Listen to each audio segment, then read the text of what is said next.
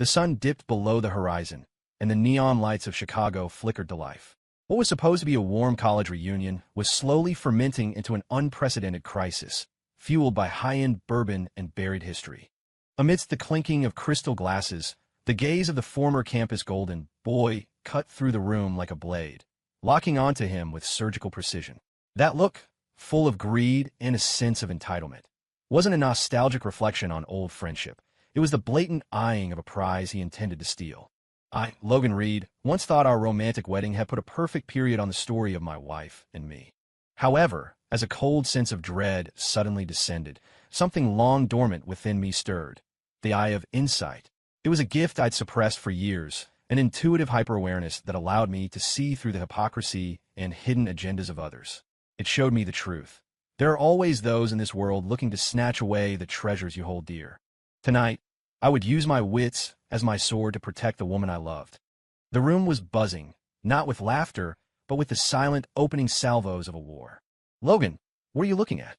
Chloe Summers asked softly, her fingertips grazing the back of my hand. I withdrew my gaze with a subtle shift and offered my wife a reassuring smile. The curve of my lips was slight, but my eyes couldn't help but flicker toward a figure not far away. Julian Sterling, the former king of campus, now dressed in a bespoke suit that screamed tech mogul. His gaze was like an invisible ray, piercing through the crowd to land squarely on the side of Chloe's face. It had been years since we'd all been together. Inside the dimly lit, wood-paneled private lounge, faces once youthful were now etched with the lines of different lives. The noise, the toasts, and the laughter, laced with vanity and sycophancy, wove a shallow, glittering net. Chloe was wearing a pale, blue silk dress today, one that elegantly traced her silhouette.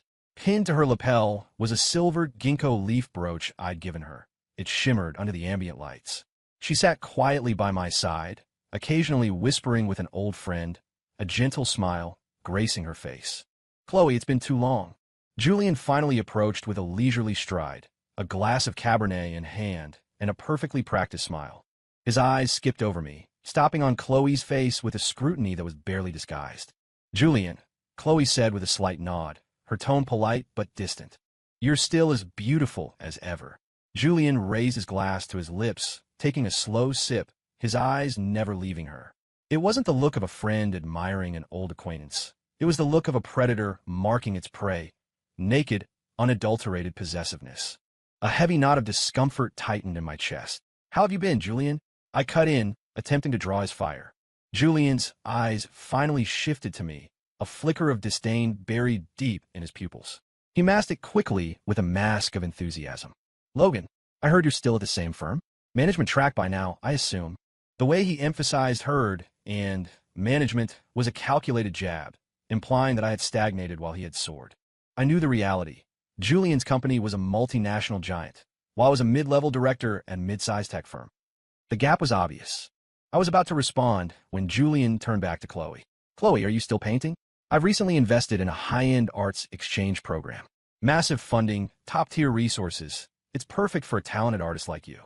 Interested in a sit-down to discuss it." He spoke with an unquestionable confidence, as if I were nothing more than a piece of transparent furniture. The eyes of several nearby classmates drifted toward us, filled with a mix of envy and curiosity. Chloe looked uncomfortable. She glanced at me instinctively, her eyes pleading for an exit. She knew how much I loathed this kind of posturing.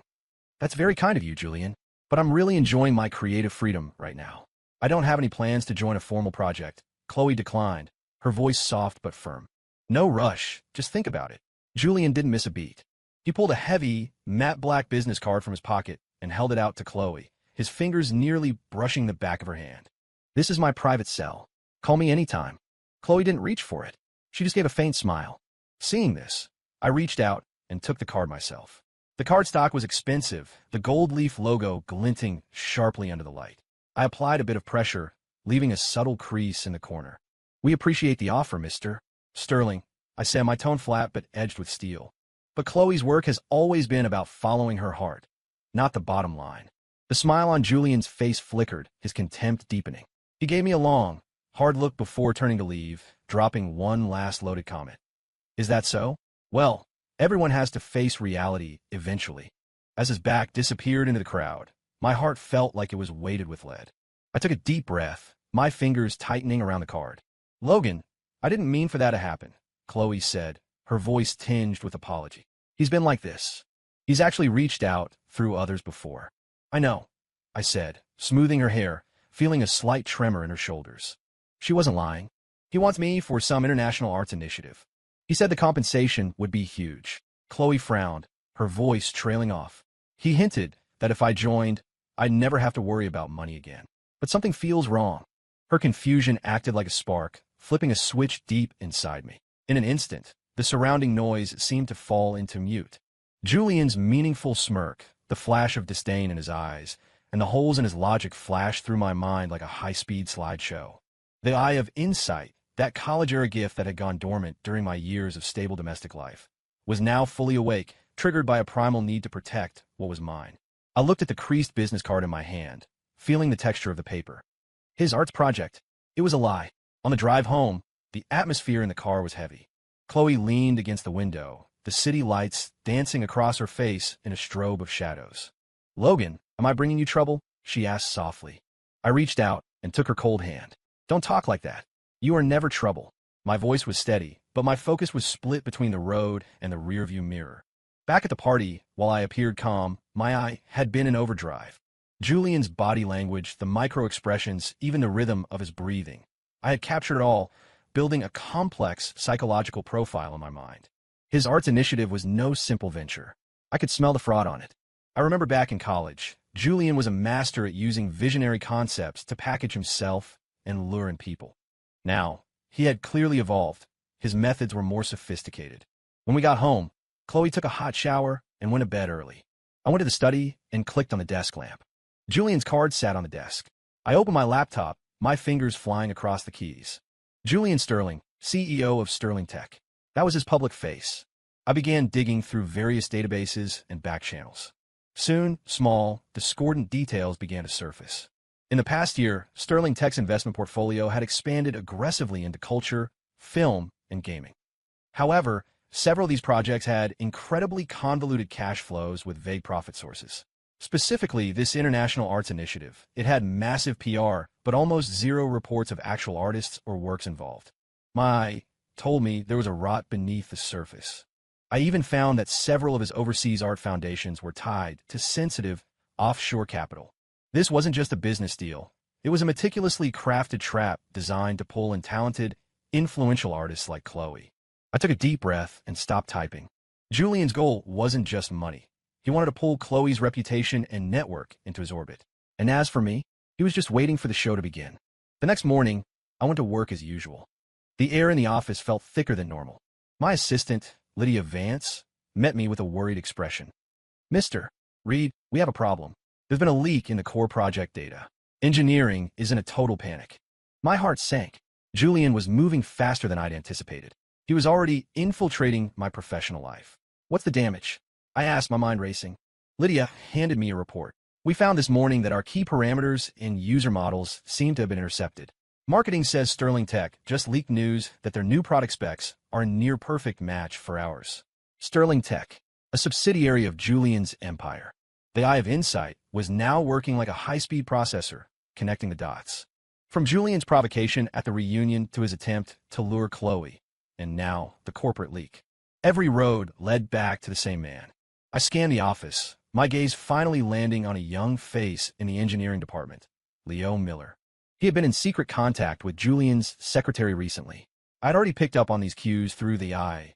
Leo was a recent grad, quiet but a brilliant coder. How did Julian get to him? I noticed his hand gripping his coffee mug, so hard his knuckles were white. He wouldn't meet my eyes. "Lydia, go handle marketing. I'll deal with engineering," I said calmly. I didn't expose Leo. I didn't even change my expression. I knew that if Julian had breached the company, he likely had more than one pawn. If I outed Leo now, I just tipped my hand. I chose to play the long game. I called an all-hands meeting for the tech team, ostensibly to patch the leak. In reality, I guided them to obfuscate the remaining critical data while planting bait, files that looked vital but were actually dead ends. I decided to use his own momentum against him. Late at night, the office stayed lit. I sat at my computer, watching the data fluctuate on the screen, a cold smile touching my lips. Julian, You think you can reach into my world and control everything? You think I'm still just a regular guy you can push around? I caught Leo moving into a blind spot of the security cameras to make a call. It had to be Julian's secretary. I took a deep breath and hit enter. The false information was now being funneled through Leo. Wait for it, Julian. This is just the beginning. The company crisis began to quietly resolve itself under my countermaneuvers. What Julian was receiving was nothing but useless noise and smoke. I used the Leo connection to drop smoke bombs into Julian's field of vision, letting him believe he was winning. Meanwhile, our real core project was being moved to an encrypted offsite server. But Julian's offensive didn't stop there. 2 days later, a bombshell hit the art world. Julian Sterling announced a massive international art gala for the following week, inviting global elites. And Chloe Summers was listed as the guest of honor. The press release didn't hold back, hinting at a deep partnership between him and Chloe, using language that was intentionally ambiguous and suggestive. Logan, look at this. Chloe held her phone out, her face pale. On the screen, a vibrant Julian was standing at a press conference. Behind him was a massive poster, a blown-up version of one of Chloe's watercolors, with the word strategic partnership printed next to it. Is he insane? I told him no. Chloe's voice was a mix of anger and confusion. I took the phone. Julian's goal was clear. He wanted to create a public illusion of intimacy with Chloe to isolate her and strike at my reputation. He was trying to tie her to his sinking ship. He's not insane, I said, putting the phone down. My voice was chillingly calm. He's trying to destroy us, so he can pick through the wreckage for what he wants. Though I told me this gala was a facade. It was a money laundering operation dressed up in silk and champagne. As the guest of honor, Chloe would be his perfect human shield. What do we do? Chloe's voice trembled. She felt helpless. We don't fight him head on, I said, stepping toward her and taking her shoulders. We fight him with the truth. I laid out everything I had gathered. The risks of Julian's arts initiative, the suspicious funding, and the potential legal fallout.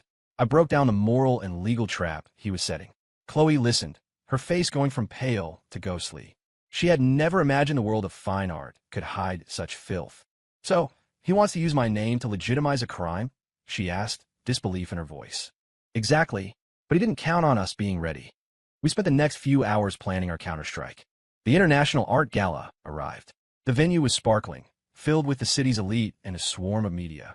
Julian moved through the room like a king, soaking up the flashes of the cameras. By his side was Chloe, dressed in an elegant, understated charcoal gown. She looked ethereal, drawing every eye in the room. Ladies and gentlemen, members of the press, Julian said, taking the microphone. His voice boomed. Tonight, we are honored to have the world-renowned artist Chloe Summers with us. She is partnering with us to open a new chapter in the global art market. The room erupted in applause. Julian's gaze swept the crowd, looking for me. He knew I was there, but Chloe didn't follow the script. Thank you, Mr. Sterling, Chloe said, taking the mic. Her voice was clear and resonant.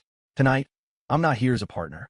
I'm here as an advocate for the integrity of the arts, and I'd like to discuss a specific topic. The room went dead silent. Julian's smile froze. The value of art lies in its soul. But when art becomes a cloak for capital, or worse, a shield for illegal activity, we must be vigilant. Chloe's eyes swept the room. Her words were sharp. A true arts initiative should promote culture, not serve as a vehicle for opaque financial maneuvers or evading the law. Her words were like stones dropped into a still lake, sending out massive ripples. The reporters began to whisper, their cameras shifting focus from Julian to Chloe's defiant face. Friends, I've been told that if a project cannot transparently show its funding or follow international financial regulations, then it loses its sanctity. Chloe's voice grew even stronger. We must be careful about every partnership to protect our reputations and the holiness of the craft. She didn't name him, but every word was a direct hit on Julian's initiative. She cited specific legal standards for art trade and anti-money laundering protocols. Julian's face turned a violent shade of red. He wanted to cut her off, but he was trapped. If he stopped her, he'd prove her point. From the back of the room, our eyes met. She gave me a tiny smile, a glimmer of victory in her gaze. Beautifully done, Chloe, I thought. My protection wasn't about holding her back. It was about giving her the ammunition to win. The event that was supposed to be Julian's coronation turned into a public interrogation. His generous investor persona was crumbling under the weight of Chloe's speech. Julian ended the press conference abruptly. His smile was gone. As he walked past me, He leaned in, his eyes burning with a rage that could have consumed me. I knew he was past the point of reason. Sure enough, 2 days later, rumors started circulating within my company. Logan Reed is a hack who rode his boss's coattails. Logan's marriage is a sham. His wife is having an affair. There were even whispers that I was about to be downsized, while online trolls attacked Chloe's social media, accusing her of being a homewrecker. These rumors were surgical, designed to destroy my career, my reputation, and my marriage all at once. "Logan, look at these," Chloe said, her eyes red as she showed me her phone. The comments were disgusting. I felt a surge of fury, but I knew I had to stay cold. "Ignore them," I said, stroking her hair. "This is Julian's death rattle. He's cornered." The eye told me these rumors were being amplified by someone inside my own company. My boss, Mr. Whitaker, called me into his office. "Logan, there's a lot of noise lately, especially regarding you," Whitaker said, tapping his desk. "Some of the board members are questioning your performance." I knew what this was. Julian was using his influence in the Chicago business circle to squeeze me out. "Mr. Whitaker, do you actually have an issue with my work?" I asked, looking him straight in the eye. Whitaker hesitated. We had worked together for years. He sighed. "Your work is fine, Logan, but the company needs stability. This PR nightmare is a distraction." I knew that if I didn't stop this, Whitaker would sacrifice me for the greater good. "Give me 3 days," I said, my voice steady. "In 3 days, I'll make these rumors disappear and make the person behind them regret they ever started." Whitaker looked surprised. 3 days. Don't disappoint me." I walked out and immediately called an old college friend, Liam Bennett. He was a partner at a top-tier law firm specializing in corporate litigation. "Logan, I saw the news. What's going on?" Liam asked. "I need you to pull everything we can on Julian Sterling. Specifically, his use of his secretary to bribe employees at my firm to sabotage our projects." I kept my voice cold. "I want him buried." Liam was stunned. "Are you sure? That's Julian Sterling." "I'm sure," I said. "He crossed the line. It's time he learned what happens when you overreach." Next, I talked to Chloe. "Honey, I need your help. Julian's art project has victims. I need you to reach out to your network. Find the artists he's burned. We need their stories." Chloe didn't hesitate. "I'm on it. That monster isn't getting away with this." I looked at a photo of us on my phone. "Julian, you think you own the narrative? You think you can break me? You've underestimated us." The 3 days were a gauntlet. The cold looks at the office, the online vitriol, and Julian's increasingly bold smear campaign felt like a weight trying to pull me into the abyss. But I didn't blink. The eye was sharper than ever, helping me pinpoint Julian's weaknesses. Liam came through first. Using the digital breadcrumbs I'd found, he secured proof of the connection between Julian's secretary and Leo Miller. We had chat logs, Venmo transfers, and even a recorded call. It was a complete chain of evidence. Then Chloe called. She had found several artists Julian had exploited. He'd used their dreams of success to trap them in predatory contracts, often stealing their work and their profits. One young painter had lost everything and vanished from the scene. "Logan, they're ready to talk," Chloe said, her voice shaking with anger. "He's a vampire." "Good job, Chloe," I whispered. "I'll take it from here." On the 4th morning, I walked into Whitaker's office. He looked at me with a weary expression. "Logan, time's up. The board is—" I didn't say a word. I just slid an encrypted tablet across his desk. Whitaker opened the files. As he scrolled through the bribes, the logs, and the recording of Leo Miller selling us out, his face went white. Is this real?" he stammered. "Leo was a mole for Sterling." "Mr. Whitaker, do you think these rumors were an accident?" I asked. "Julian Sterling didn't just want to hurt me. He wanted to gut this company's core project and swallow us whole." Whitaker turned a deep shade of purple. He realized how close he'd come to losing everything. "I see. Logan, you've done us a massive service." "I have one more file," I said. I handed over the testimonies from the artists and the financial trail Chloe had uncovered. "I'm not giving this to the company. I'm giving it to the press. We fight fire with a goddamn hurricane." That afternoon, a headline exploded across the Chicago business and art journals. Sterling Tech CEO Julian Sterling accused of corporate espionage and artist fraud. Massive evidence leak points to criminal enterprise. The news detailed the theft of our company data and the predatory nature of the art initiative. The victims' stories were heartbreaking. The tide turned instantly. The trolls vanished, replaced by a public outcry.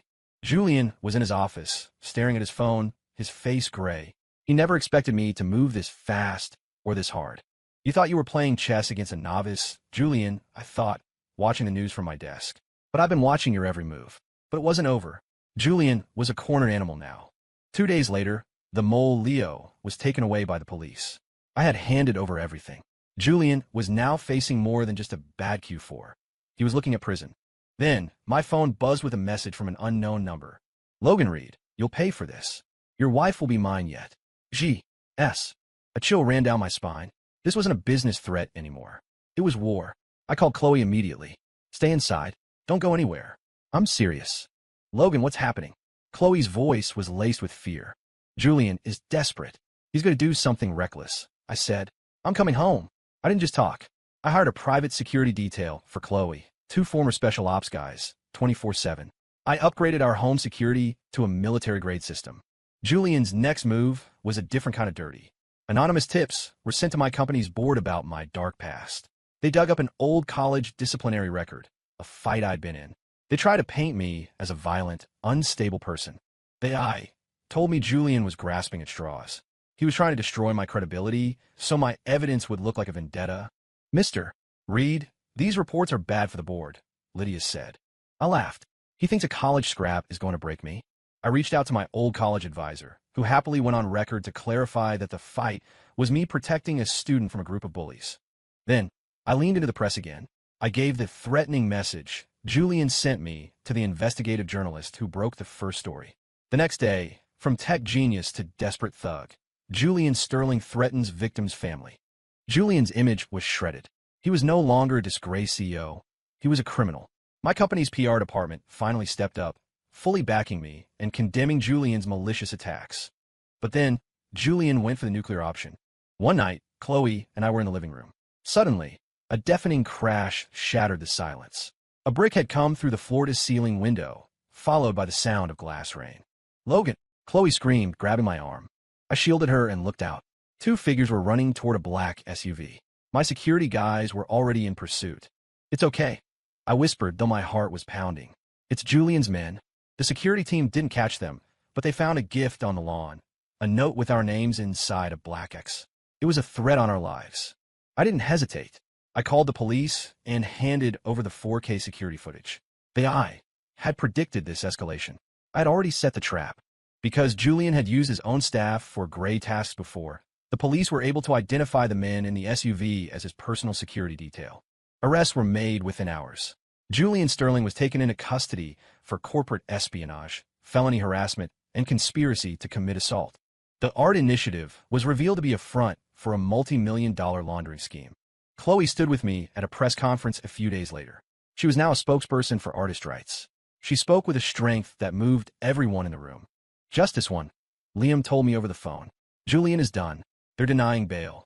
It's not just about winning, I said, looking at Chloe. It's about making sure he can never touch her again. Julian's fall was like an atomic bomb in our old college circle. The golden boy was in a jumpsuit, and the guy everyone had overlooked was the one standing tall. But we didn't just move on. Chloe decided to turn the tragedy into something beautiful. She founded the Logan Chloe Art Foundation, a nonprofit dedicated to helping young artists navigate the business world without being exploited. What do you think of the name? She asked one evening. I love it, I said. As long as I'm the one protecting the boat, while you're the shore, a play on our names' meanings. My eye was sharper than ever. During the foundation setup, I used it to vet every partner and donor, ensuring no one like Julian could ever infiltrate her dream again. At the launch gala, Chloe stood in a white gown, looking like a beacon of light. Art is about freedom, she told the crowd. And we are here to guard that freedom. Our old classmates were there too. The same people who had snickered at us were now lining up to donate and offer their sincere congratulations. I watched them with a faint smile. I didn't need their praise. I knew exactly what they were. Then my boss, Mr. Whitaker, approached me. Logan, the company is launching a new AI art integration project. We want you and Chloe to lead it. You have the tech. She has the vision. It'll be the biggest thing in the industry. I saw the future in that moment. Tech and art. It was the perfect synergy. We'll consider it, Whitaker, I said. The project was a massive success. Within a year, we had revolutionized how artists worked with technology. My career hit a new peak. I was named Executive VP. Chloe became a national figure in the arts. But then, a flicker of darkness appeared on my radar. My eye picked up something odd. Julian, even from prison, was trying to reach out. He was bitter, his hatred growing like a weed in the dark. What is he up to? I wondered, looking at the encrypted messages my sources had intercepted. He was trying to coordinate with old, gray business associates. He wanted one last shot at destroying me. I didn't tell Chloe. I didn't want her to live in fear again. I decided to handle it myself. Liam called me with a warning. Logan, Julian is applying for medical parole. His lawyers found a loophole regarding a supposed heart condition. They have a lot of money behind them. I felt a surge of cold iron in my veins. He wants out? Not on my watch. I used the eye to dig into the medical parole board and the doctor Julian was using. I found the loophole, a series of bribes and falsified records. I didn't go to the local cops. I went to the federal investigators handling his original fraud case. I gave them everything, the bribes, the fake heart scans, and the names of the corrupt officials involved. The response was thunderous. The FBI raided the medical clinic. Julian wasn't just staying in prison. He was hit with new charges of bribery and obstruction of justice. He was moved to a maximum security facility. He was never coming out. His empire was dismantled. His assets were seized to pay back the artists he'd defrauded. Everything he'd built was gone. A few months later, on a sunny Chicago afternoon, Chloe and I walked through our old college campus. Look, Logan, the ginkgo tree where we first met. It's grown so much, Chloe said, her face glowing. I felt a profound sense of peace. I had protected her. I had protected our life. Logan, she asked, seeing my expression. I was just thinking, I said, taking her hand. Everything we went through. It was worth it. My phone buzzed. It was a message from our old class group. Logan, Chloe, the 5-year reunion is next week. Everyone is dying to see you. I smiled at Chloe. Want to go? Only if you're by my side, she said. This time, there was no shadow of Julian Sterling. We returned as the people we were always meant to be. After the party, as we walked down the familiar campus path, I stopped under the ginkgo tree. I pulled out a small velvet box and dropped to one knee. Chloe, thank you for staying by me through the storm. Thank you for showing me what's worth guarding. I want to spend every day of the rest of my life being your shield. Will you marry me all over again? Chloe's eyes filled with tears. She nodded vigorously, reaching for the ring. It sparkled under the campus lights, just like our future. We held each other tight. My eye of insight told me the truth. Real happiness isn't about crushing your enemies. It's about holding on to the person you love and bringing a little more justice into a dark world. Story complete.